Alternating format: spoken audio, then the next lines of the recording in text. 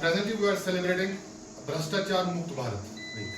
मना रहे हैं नहीं मना रहे? कल हमने प्लेज भी ली, ठीक है। प्लेज में हम क्या करते हैं कि हम अपने आप से, अपने सोल से, अपनी स्पिरिट से एक वादा कर लेते हैं कि हम इस चीज के खिलाफ क्या करेंगे, लड़ेंगे, ठीक है। समझे बात? अब हम सबसे पहले देखते हैं कि भ्रष्टाचार मुक्त भारत जो है, ये भ्रष्टाचार है क्या? व्हाट इज भ्रष्टाचार? भ्रष्टाचार किसको बोलते हैं बेटा? शाबाश। भ्रष्टाचार किसको बोलते हैं? भ्रष्टाचार बोलते हैं करप्शन। किसको? अगर फॉर एग्जाम्पल देखें, मुक्त भारत, भ्रष्टाचार का मतलब है करप्शन, मतलब रिश्वत, ठीक है। किसी रिश्वत मतलब किस समय हर तरीके से आप दे सकते हैं, ठीक। भ्रष्टाचार मुक्त भारत का मतलब है हमारा जो बिलाउड नेशन है, इंडिया जो है, भारत जो है, इसको हम भ्रष्टाचार मुक्त बनाएंगे। यहाँ से भ्रष्टाचार एरेडिकेट हो जाना चाहिए, ठीक है, खत्म हो जाना चाहिए, वो हो गया भ्रष्टाचार मुक्त भारत, ठीक है।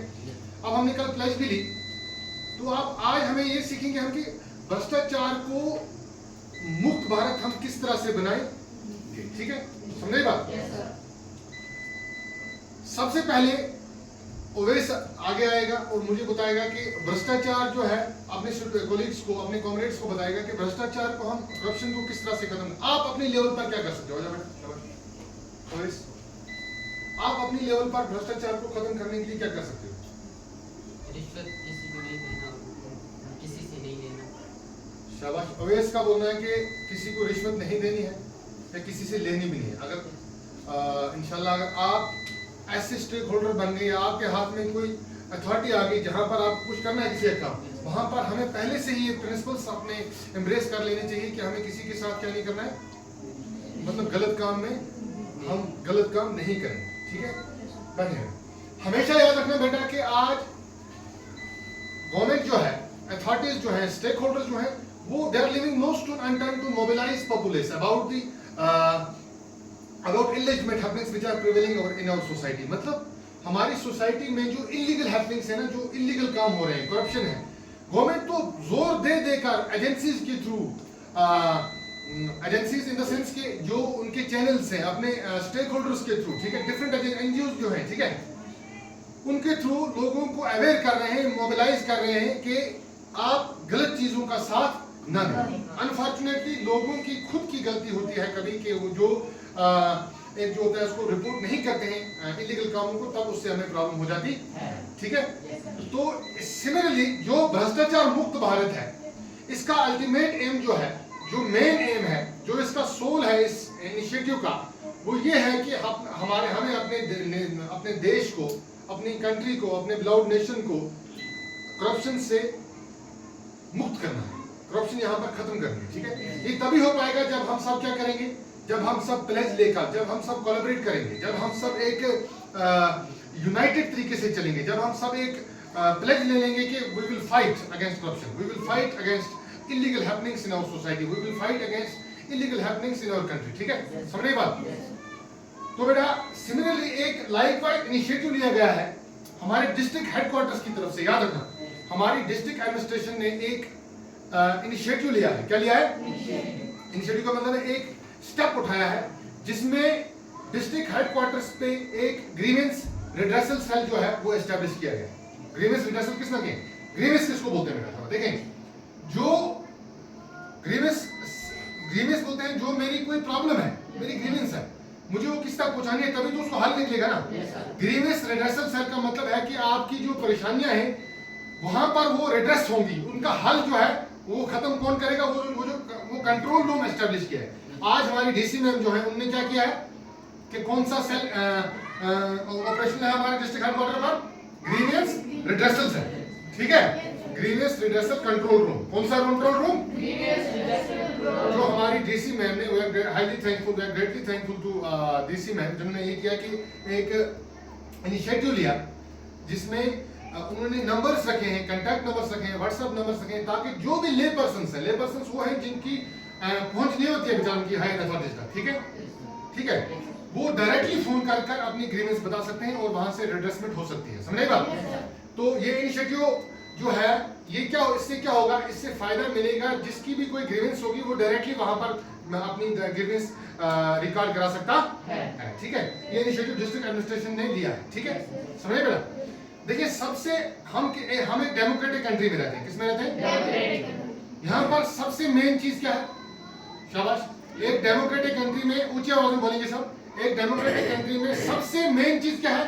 Prosperity of people, prosperity of citizens. लोग ही डेमोक्रेटिक कंट्री में सबसे लोकस है, एपिसेंटर है। अगर लोग एपिसेंटर नहीं होंगे तो फायदा कुछ है डेमोक्रेटिक कंट्री का? तो इसी के लिए जब अगर डेमोक्रेटिक कंट्री में लोग एपिसेंटर हैं तो जो स्टेक होल्डर्स है ना, स्टेक होल्डर्स में ऑफिसर्स आते हैं जो हमें जो जिनके हाथ में डिस्क्रिप्शन है। क्या है? समझे बात? हमारे जो इलेक्टेड रिप्रेजेंटेटिव्स हैं, है ना, वो रूल तो करते हैं लेकिन हमें नहीं हमें रिप्रेजेंट कर रहे हैं ना, वो हमें नहीं तो चुना है उनको। तो इसी तरह से जो सिविल एडमिनिस्ट्रेशन है, जैसे हमारे स्टेट इसमें तहसील लेवल पर तहसीलदार सर हैं, है नहीं, एसडीएम सर हैं, ठीक है, जैसे हमारे एजुकेशन डिपार्टमेंट में ZDO सर हैं, जोनल एजुकेशन ऑफिसर सर हैं, ठीक है, समझे बात? तो आपको ये याद रखना है कि ये जो रिड्रेसल ग्रीवेंस रिड्रेसल जो कंट्रोल रूम है, ये जो एस्टेब्लिश किया, इसका फायदा क्या है? इसका फायदा ये है कि आपको ये चीज याद रखनी है कि डेमोक्रेटिक कंट्री जो होती है या डेमोक्रेटिक सेटअप जो होता है, जहां पर लोगों के लिए सब कुछ होता है। अगर हमारा कोई भी स्टेक होल्डर, डीसी मैम है, एडीसी सर है, या जो भी है आज प्रेजेंटली जो है, सीयू सर है हमारे, अब्दुल हमीद फानी साहब है ना, सीयू सर जो है वो भी एक डिस्ट्रिक्ट लेवल स्टेक होल्डर है। उनकी एफेबिलिटी होनी चाहिए हर एक के साथ। एफेबिलिटी किसको बोलते हैं? मैं बोलूंगा अगर मुझे कोई चीज एफेबल है, मैं वहां तक आराम से पहुंच सकता हूं। फ्रेंडलीनेस जिसको बोलते हैं, समझे बात? तो स्टेक होल्डर्स की एफेबिलिटी होनी बहुत जरूरी है या नहीं है?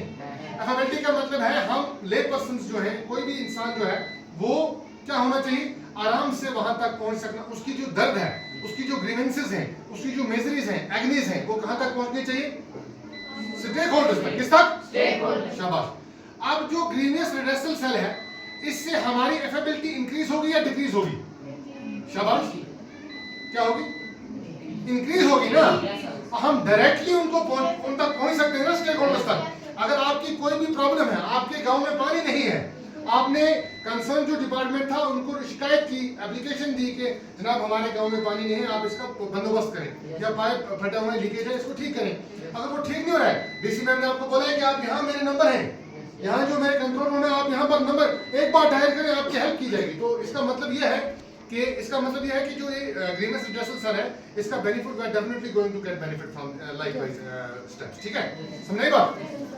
भ्रष्टाचार मुक्त भारत क्या था, उसी में एक जो है एक स्टेप जो हमारे डिस्ट्रिक्ट हेडक्वार्टर से लिया गया है, दैट इज ग्रीवेंस क्या redressal control room, which is operational 24/7।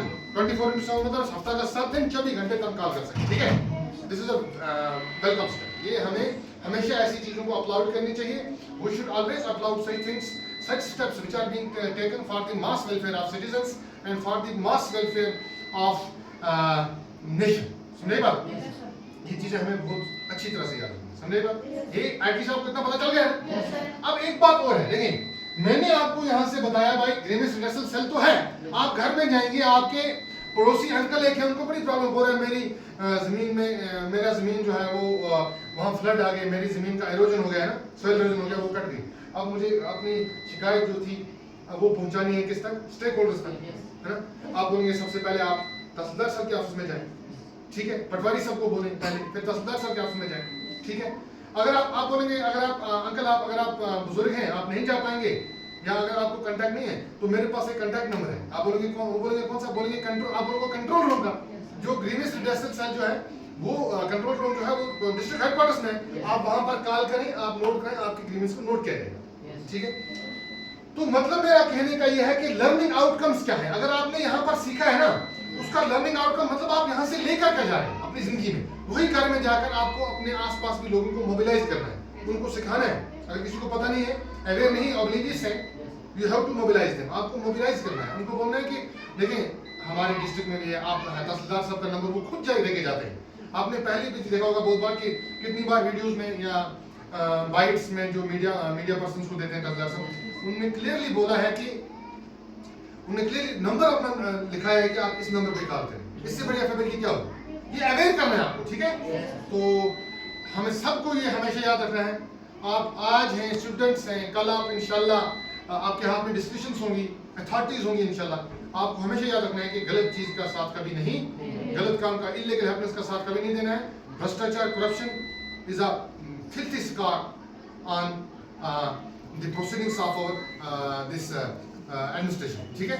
Administration हो या कोई भी बॉडी हो, वहां पर भ्रष्टाचार, करप्शन जो है वो बहुत ही गंदा एक दाग है। उसको खत्म करने के लिए हमें अपनी गवर्नमेंट का साथ देना है, हमें अपने स्टेक होल्डर्स का साथ देना है, हमें अपने PRIs का साथ देना है, हमें अपने सोसाइटी के प्रोमिनेंट मेंबर्स का साथ देना है, ठीक है। हमने ये प्लेज ली भी है और हम इंशाल्लाह ये काम अच्छी तरह से करेंगे, ठीक है।